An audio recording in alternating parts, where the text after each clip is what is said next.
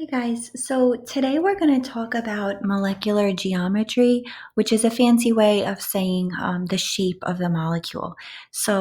In order to describe the shapes of molecules, we have to understand the VSEPR theory. So what that stands for, it says right here, so it's valence shell electron pair repulsion.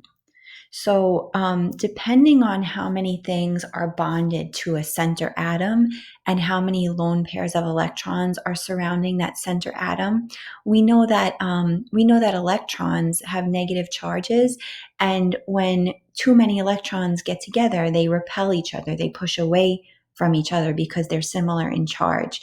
The way those atoms are arranged around the center atom depends on if there are lone pairs of electrons there or not. And then certain molecules are going to have certain shapes depending on which one is the most stable. That's how it's going to exist naturally. Okay. All right. So let's look at this chart.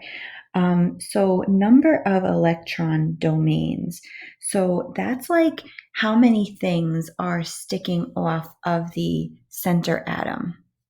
So here's my center atom, carbon and carbon dioxide, and I have two things sticking off of it, an oxygen and another oxygen. Okay, so the number of electron domains here is 2.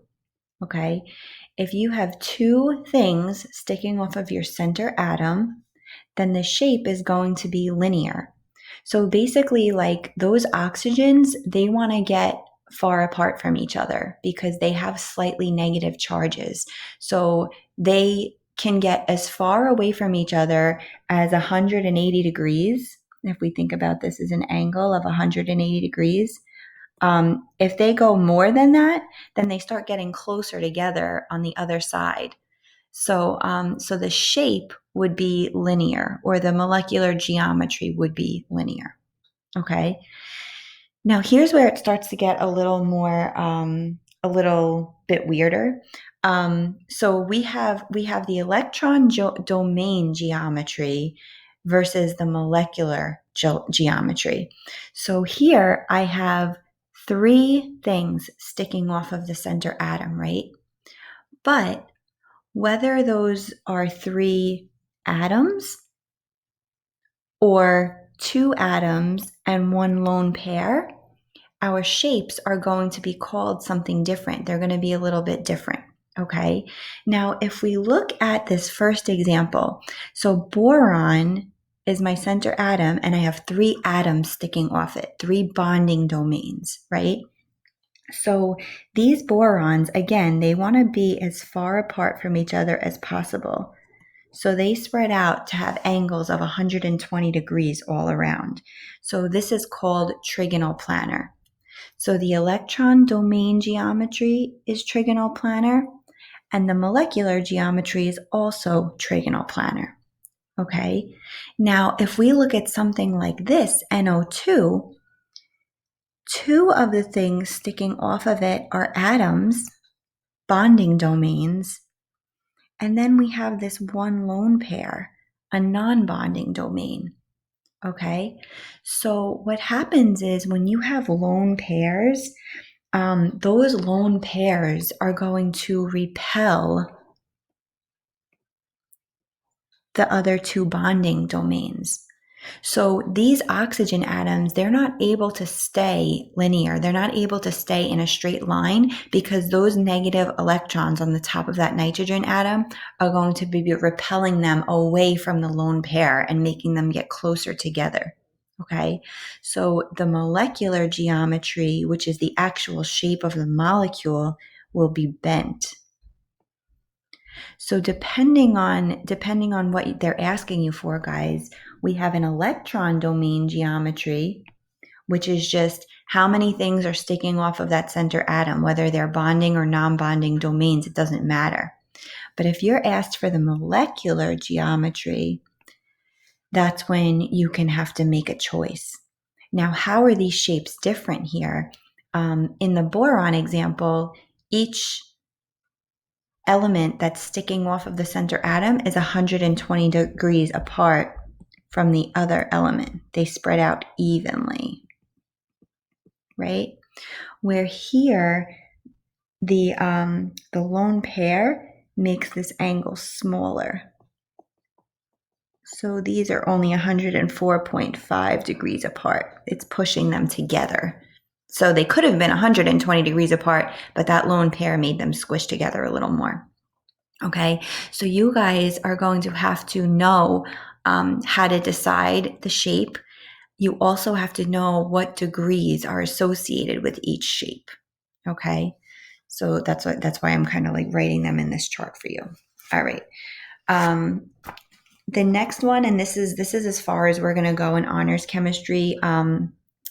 If there's 4 electron domains, that means that there's 4 things sticking off of the center atom. So the electron domain geometry will be tetrahedral, right? And tetra means 4. So that's what the electron domain geometry would be. To figure out the molecular geometry or the actual shape of the molecule itself, that's when you have to decide how many bonding domains there are versus how many lone pairs there are. So if there's 4 things sticking off the center atom and none of them are lone pairs, they're all like bonding domains, they're all atoms, so then the shape is going to be tetrahedral. So the molecular geometry and the electron domain geometry will match. So the angle associated with tetrahedral is 109.5 degrees. So all of those things sticking off the center atom are 109.5 degrees apart. They are all spread out evenly around the center atom. Now, this next one, I have 3 atoms sticking off the center and 1 lone pair. So guys, if you think about what that lone pair did up here, that lone pair took atoms that were supposed to be 120 degrees apart and made them smush closer together, because they repel them. So for trigonal planar, we went from 120 to 104.5 degrees between the atoms. Here for trigonal pyramidal, that's when you have 3 atoms sticking off the center and 1 lone pair. This lone pair up here is going to push those other 3 atoms closer together. So the difference in the angle here is 107.5. So not as big of a change as we saw with the shape before this, but it's still a smaller angle because of that lone pair. All right. Here we have 2 things sticking off the center atom and 2 lone pairs. So more lone pairs means more squishing together of these atoms. So 107.5 changes to 104.5 degrees. Okay. And then we would call the shape bent instead of tetrahedral. Okay, so you guys will have to know how to decide the shape of a molecule after drawing it. These slides are just here so that you know they exist. If you continue into AP or IB chemistry next year, you will have to know these. But for this year, we don't have to worry about them. This is kind of a nice summary page. So as you guys are doing your practice, I would kind of just have like this one slide out. We can cross off these bottom rows, right? So as far as the electron pair geometry, that's just how many things are sticking off the center atom, whether they're lone pairs or bonding pairs, it doesn't matter. Then from there, you can say, okay, now I want to figure out the molecular geometry, which is this section right here. So are the things sticking off the center, are they bonding domains or are they lone pairs? Are they a mixture of both? And what kind of shape is that going to give me? Okay. To really make it so that you don't have to like go flipping back and forth, you could take these angles. So this is kind of just to show you guys again in 3D what the angles look like. You could take these angles and you could add them to this chart. All right, so if it's linear, it's 180 degrees. Trigonal pyramidal would be 120 degrees versus, what did we say the bent was? I think it was 109.5. Am I losing it right now? What did we say? 104.5. Okay. The tetrahedral is where we have our 109.5 angle. And then as you add a lone pair, your angle gets smaller and smaller and smaller. So we can see that pattern here.